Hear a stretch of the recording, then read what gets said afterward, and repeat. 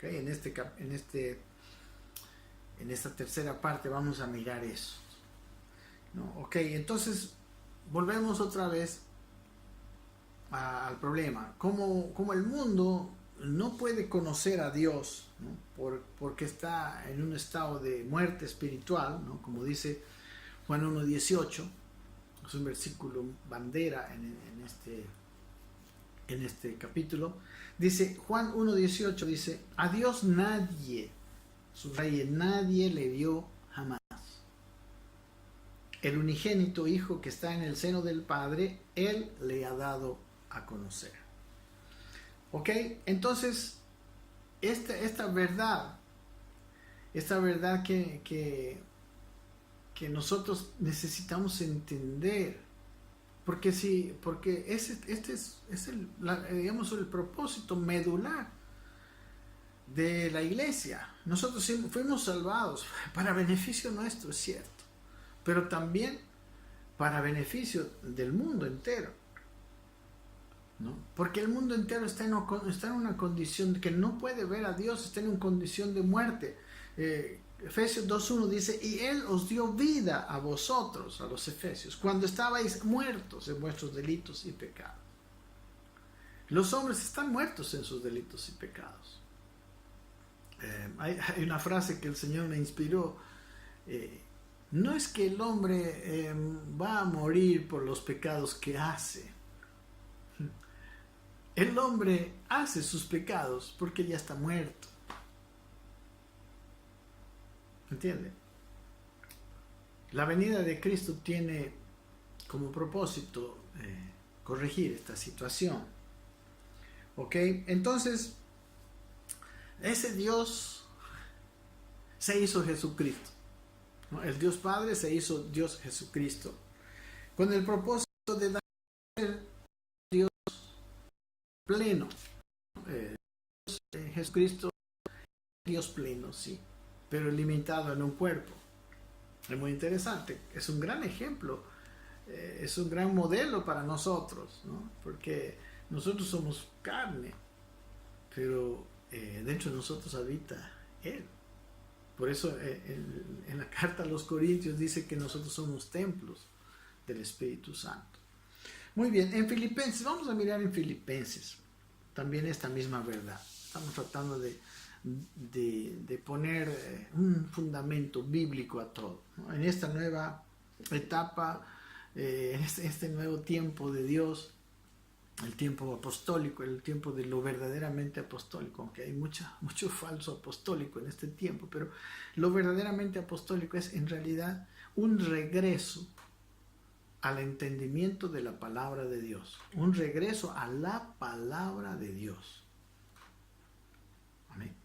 Es un entendimiento a través del Espíritu basado en esa palabra profética que dice Pedro, más segura.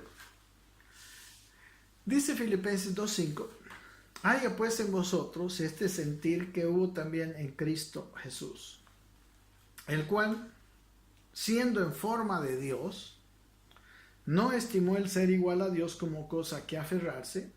Él tenía una forma espiritual. Él creó los cielos y la tierra, como dice el primer capítulo y todo el libro de Colosenses y Hebreos, etc. Dice, siendo en forma de Dios, no estimó el ser igual a Dios como cosa que aferrarse, versículo 7, sino que se despojó a sí mismo, tomando forma de siervo, hecho semejante a los hombres. Este versículo 7 es muy interesante, lo describe así, se despojó a sí mismo.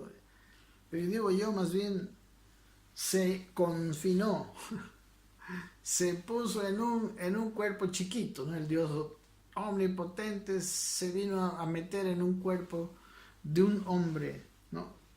Se hizo así. Imagínense los 33 años de Jesús, el sufrimiento que tiene el Dios omnipotente de tener que limitarse a un cuerpo humano. Bueno, ese fue un gran sacrificio que hizo Dios, pero no lo estimó, dice, como cosa que aferrarse. Él no lo hizo, él tenía derecho de no hacerlo. Él es un Dios de gracia, maravillosa gracia de Dios. Dice, versículo 8, y estando en la condición de hombre, se humilló a sí mismo, haciéndose obediente hasta la muerte y muerte de cruz. No, estando ya en esa condición de un Dios omnipotente, omnipresente, limitado a un lugar físico, a un cuerpo humano, él ahí no solamente se limitó a eso, se humilló a sí mismo y se hizo obediente a su propio propósito, hasta la muerte y muerte de cruz. Y todo por nosotros. Maravilloso. Por lo cual, versículo 9 dice, Dios también le exaltó hasta lo sumo y le dio un nombre que es sobre todo nombre. Porque es por eso, es en la condición de hombre también que Dios podría, es la única manera que Dios legalmente podría haber recuperado lo que Adán como hombre también perdió. En su condición de Dios no era legal que él haya retomado. En realidad a Dios nada le cuesta retomar el poder, retomar la autoridad, etc. Pero él tenía que hacerlo bajo los propios términos en los que él se maneja, ¿no? En los que él se manifiesta. Entonces, él dice, lo hizo, y estando en la condición de hombre, como hombre, ¿no?, fue obediente hasta la cruz. El Señor nos puede ayudar a nosotros, seres humanos, con el Espíritu Santo dentro de nosotros, a ser obedientes. Él sabe cómo hacer y Él nos puede, como dice el libro de Hebreos, auxiliar para andar en obediencia. Gracias a Dios que nosotros no necesitamos morir en la cruz, porque eso ya fue hecho, ¿no? Todo el sacrificio que nosotros tenemos que hacer es un sacrificio no de ese tipo, ¿no? Es un sacrificio es un gozoso sacrificio de llevar el Evangelio a toda criatura. Es un sacrificio de quizás renunciar a nuestros legítimos derechos de tener una vida regida por nosotros mismos, que no sé si es un gran sacrificio, porque la vida con Dios es demasiado maravillosa.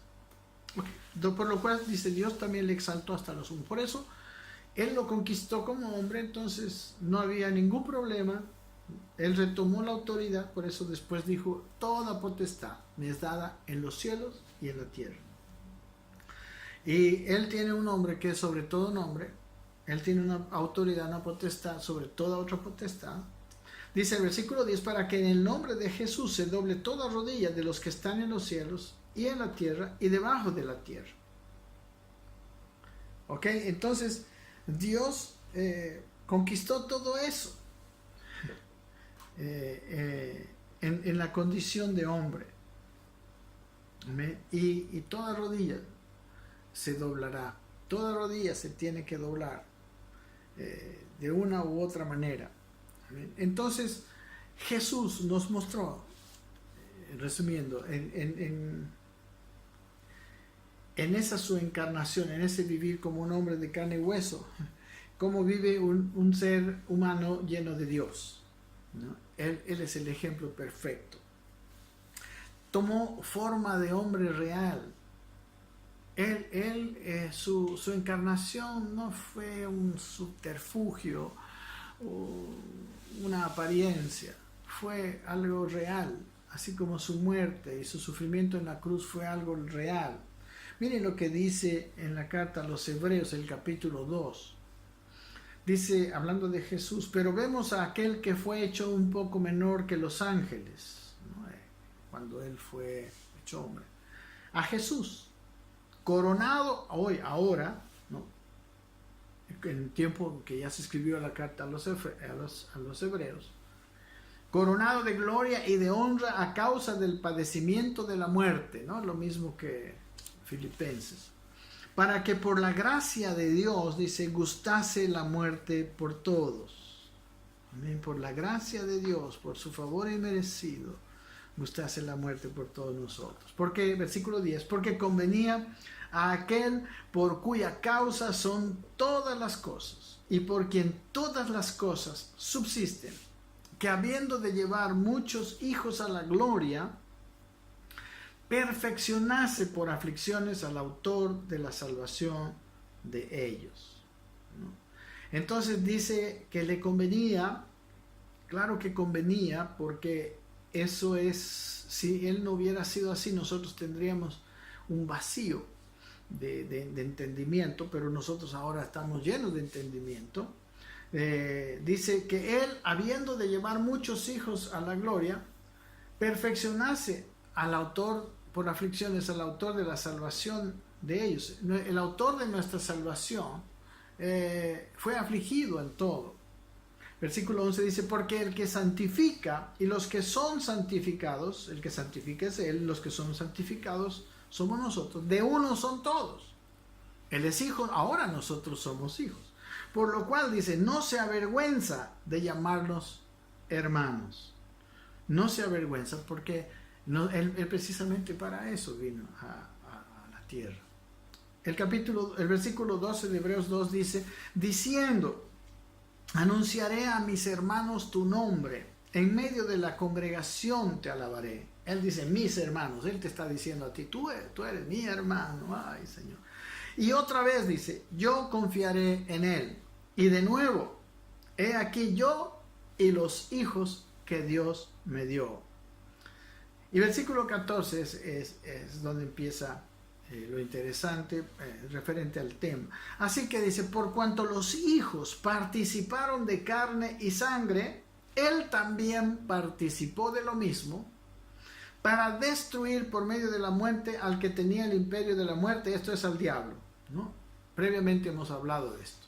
Él tenía que tomar condición, la forma de hombre, estar en la condición de hombre y vencer en la condición de hombre al diablo, para retomar legalmente aquello que Adán había perdido.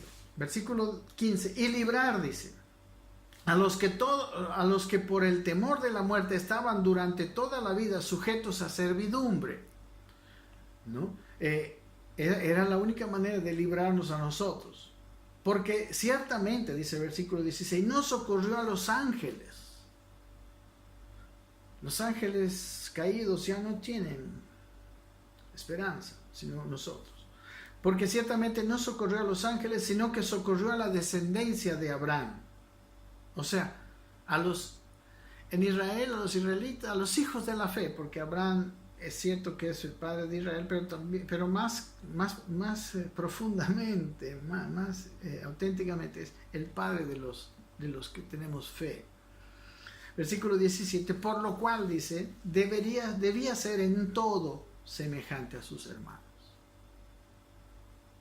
En todo, semejante a nosotros. Para venir a ser misericordioso y fiel sumo sacerdote en lo que a Dios se refiere, para expiar los pecados del pueblo. Él tenía que ser en todo semejante a nosotros. Dice, pues en cuanto él mismo padeció siendo tentado, él también sintió la tentación en la misma forma que nosotros. Pero dice, eso lo hizo porque él nos puede mostrar que es posible el superar, es posible vencer la tentación. Y dice, por cuanto él mismo padeció siendo tentado, es poderoso para socorrer a los que son tentados.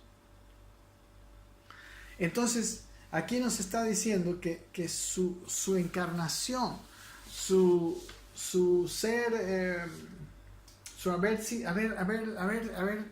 tomado totalmente la naturaleza humana, tenía el propósito de mostrarnos cómo se puede hacer y de ayudarnos a vivir lo que él vivió. Él desde el comienzo dice, padeció siendo tentado. En otro pasaje aquí en Hebreos, que no tocamos, dice que por lo que padeció él aprendió obediencia. Él también aprendió obediencia, como nosotros necesitábamos aprender obediencia, ¿no? Especialmente en en sus momentos de niñez. Ok, entonces Jesús se hizo hombre.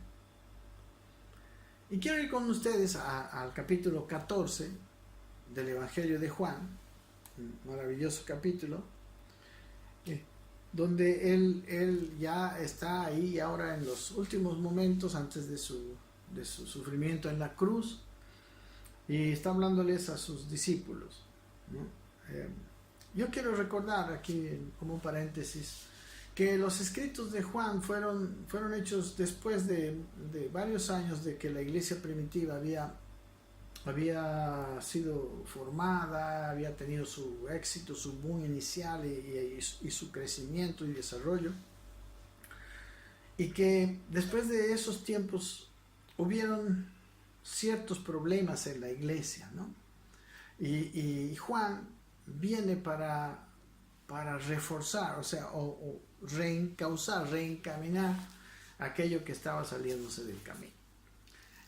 Dice aquí en el capítulo 14 del Evangelio, empezando el versículo 1, dice: no se turbe vuestro corazón, les está diciendo a sus discípulos, con quienes había compartido, y él era pues el alma del grupo, él era la cabeza del grupo, y cuando él anuncia su muerte, ellos se ven realmente desamparados.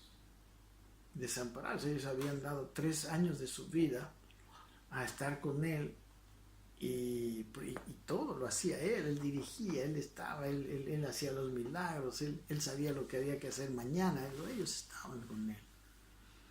Entonces había turbación en su corazón. Él le dice: no se turbe, dice su corazón, creéis en Dios, creed también en mí. En la casa de mi padre muchas moradas hay, y si así no fuera, yo os lo hubiera dicho. Voy pues, dice, a preparar lugar para vosotros. Y si me fuere y os preparare el lugar, vendré otra vez y os tomaré a mí mismo, para que donde yo estoy, vosotros también estéis. Él está en un lugar, dice, sentado a la diestra del Padre, como dice Efesios capítulo 1 al finalizar. Dice que el poder lo sentó a él en lugares celestiales. En el capítulo 2 versículo 6 dice que él también nos sentó a nosotros en lugares celestiales, ¿no? Con Cristo. Entonces aquí es lo que está diciendo: donde yo esté, ustedes también estarán. Ok, este es un tema secundario por ahora. Versículo 4: y sabéis a dónde voy y sabéis el camino. Le dijo Tomás: Señor, no sabemos a dónde vas, ¿cómo pues podremos saber el camino? Tomás no lo entendía, ¿no? Tomás, a pesar de también haber estado tanto tiempo con él, no entendió esto. Quizá yo tampoco hubiera entendido, no sé. Señor, dice, no sabemos a dónde vas. ¿Cómo pues podemos saber el camino? Y Jesús no estaba hablando de una meta, ¿no? De un lugar físico de caminar, ¿verdad? El problema de Tomás era igual que el problema de la mujer samaritana, el del capítulo 4. Por eso el versículo 6 Jesús responde, dice: Jesús le dijo: yo soy el camino y la verdad y la vida. Nadie viene al Padre sino por mí. O sea, el camino es yo, es vivir como yo, es ser como yo, es tener mi naturaleza. Dice: yo soy el camino, yo soy la verdad. Busca la verdad. Yo aquí, en mí está la verdad. Soy la verdad, soy la vida. En mí está la vida. En él estaba la vida y la vida era la luz de los hombres. Dice: nadie viene al Padre sino por mí. Recuerden, a Dios no le vio nadie jamás. Si no hubiera venido Jesucristo, ¿quién hubiera sido el que nos muestra ese camino? Ese camino fue mostrado porque Jesús se hizo hombre. Por eso nadie podría venir al Padre si no hubiera venido Jesucristo. Aparte de haber hecho la labor, Él también nos mostró un camino, porque Él participó de todas las cosas, nos enseñó cómo es vivir, cómo es un ser humano lleno de Dios. Versículo 7. Si me conocieseis, también a mi Padre conoceríais, y desde ahora le conocéis y le habéis visto. O sea, si ustedes me conocen, si me conocerían profundamente, también a mi Padre, porque yo soy igual que al Padre, ¿no? Él es Dios. Y desde ahora le dice, le conocéis y le habéis visto. Felipe también le dijo, Señor, muéstranos al Padre y nos basta. Felipe también quería ver al Padre con sus ojos naturales. Jesús le dijo, ¿tanto tiempo hace que estoy con vosotros y no me has conocido, Felipe? El que me ha visto a mí, ha visto al Padre. ¿Cómo pues dices tú, muéstranos el Padre? ¿No? Jesús le está diciendo, mira, pues sí, yo he venido a dar a conocer al Padre. Es más, yo soy el Padre en forma de Cristo, en forma humana, en forma visible. Puedes verme. Los apóstoles no habían nacido de nuevo, todavía. Los apóstoles vivían una vida de fe y ellos no estaban viendo al Padre en forma espiritual. Por eso Jesús les dije, si me conocieseis. Después ellos le conocerían en forma espiritual y vivirían en una comunión como la que nosotros podemos vivir. Pero hasta ese momento ellos tenían una vista natural. Ellos no habían nacido de nuevo, el Espíritu Santo todavía no había sido derramado, como dice un poco más adelante. Versículo 10 dice, ¿no crees que yo soy en el Padre y el Padre en mí? ¿No? Recuerden, el Padre es en Él y Él es en el Padre. O sea, esa expresión quiere decir, somos lo mismo. Dice, las palabras que yo os hablo, no las hablo por mi propia cuenta, sino el Padre que mora en mí, Él hace las obras. Como dividiendo, no estoy hablando de mi inteligencia como Jesús. Es Dios el que está hablando por mí. Dios es el que está haciendo las obras a través de mí. Es el Dios que yo porto. Y es el Dios que tú y yo portamos, que quiere hablar y que quiere obrar a través de nosotros en forma física, porque esa es la manera en que Él se va a manifestar a la gente. Versículo 11, creedme que yo soy en el Padre y el Padre en mí. Créanme. O sea, Jesús, ¿no crees que yo soy en el Padre? Ahora créanme, por favor créanme que yo soy en el Padre y el Padre en mí. Ya 3 años con ustedes y por favor créanme. De otra manera, dice, creedme por las mismas obras. Este versículo 11 nos muestra y le dice, bueno, al final de cuentas, créanme por las obras, ya que no me pueden creer por toda la experiencia que han tenido, que han escuchado de mis palabras, de mis actitudes, mi forma de ser, por lo menos por las obras que yo hago. Otra vez, esa misma expresión, él les dijo a los escribas y a los fariseos.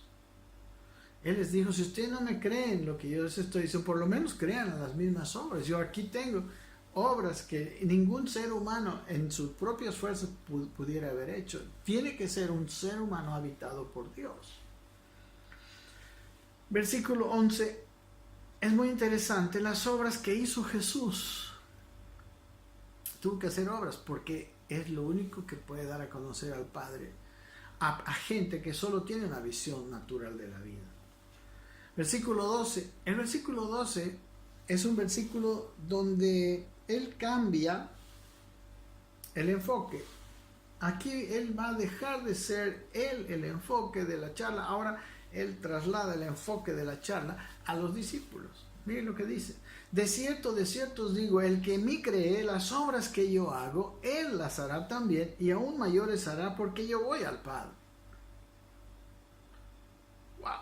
Ahora está diciendo, el que en mí cree, por eso tanto énfasis, créame, aunque sea por las obras, créame, porque el que en mí cree, las obras que yo hago, él las hará también, y aún mayores hará, porque yo voy al Padre.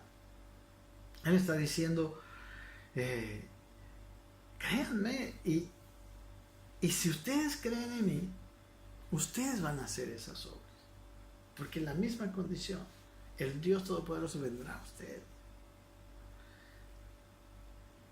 En realidad no iban a hacer los discípulos en sí mismos, igual que Jesús. Las obras que yo hago son las que Dios me da. Los discípulos también, las obras que yo hago son las que Dios me dará. En Efesios 2:10 dice que nosotros fuimos creados en Cristo Jesús para buenas obras, las cuales Dios preparó de antemano para que anduviésemos en ellas. Pero ¿para qué son las obras? ¿Para proyectar mi ministerio? ¿Para que la gente crea? No, las obras son exactamente para dar a conocer al Padre.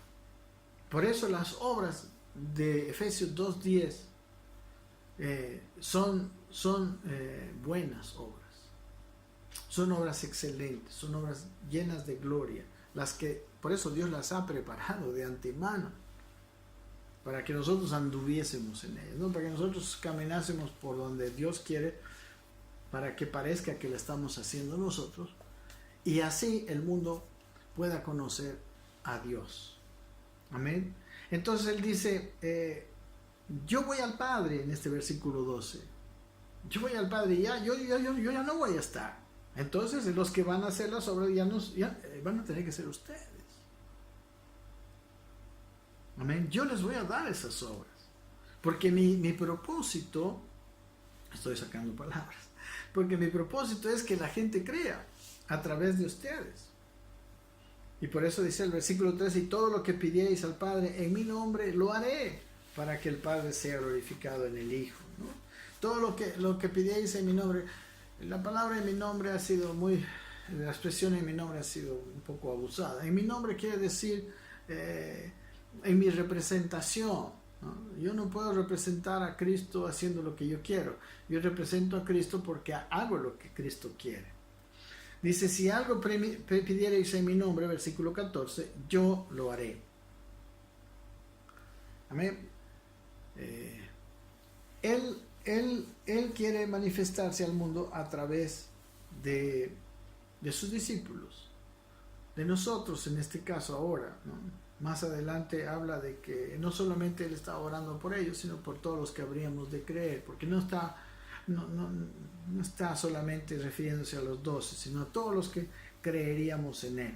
Entonces, Él dice que nos daría ya a nosotros aquellas obras que Él hacía, porque así como Él esperaba que el mundo creyera al verlo a Él, así también, y como fue el caso de los apóstoles y de los discípulos que lo rodearon, así también sería entre nosotros y el mundo, ¿no? Sobre que ahora ese Cristo que era una sola persona, ahora se iba a multiplicar, por lo menos se multiplicó en 12 y los otros más, digamos, ¿no? En realidad los que manifestaron a Cristo fueron los 12, fueron los diáconos, fue Felipe, fue Esteban, etcétera, ¿no? Y así el conocimiento de Dios podría llenar. En realidad en los tiempos de Cristo, el conocimiento de Cristo llenó el mundo de entonces. ¿Ok? Estamos en este punto. Vamos a la segunda parte, el segundo video de esta tercera parte.